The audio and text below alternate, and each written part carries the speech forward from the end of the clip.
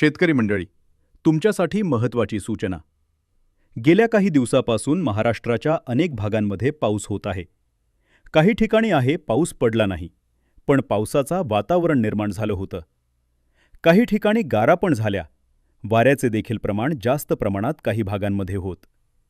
याबद्दलच आपण जाणून घेणार आहोत की हा पाऊस किती दिवस असणार आहे, किती तारखेपासून सुरू होणार आहे आणि किती तारखेला संपणार आहे.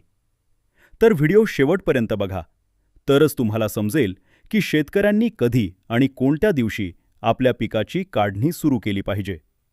तर आज आहे 7 तारीख, वार मंगळवार. तर आजपासून जवळजवळ 20 तारखेपर्यंत महाराष्ट्राच्या अनेक भागांमध्ये कोरडं वातावरण असणार आहे. कडक ऊन असणार आहे.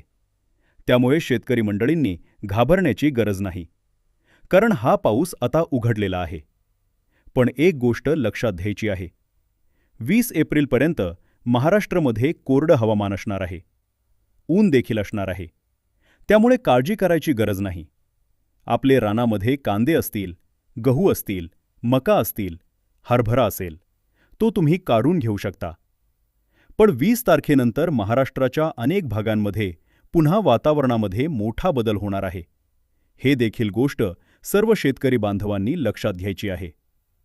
आज देखील काही भागांमध्ये ढगाळ वातावरण असणार आहे. त्यामुळे घाबरण्याची गरज नाही.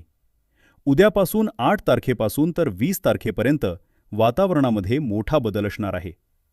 शेतकऱ्यांसाठी हा तातडीचा आणि मोठा मेसेज आहे. 20 तारखेनंतर राज्याच्या अनेक भागांमध्ये जोरदार स्वरूपाचा पाऊस पडणार आहे.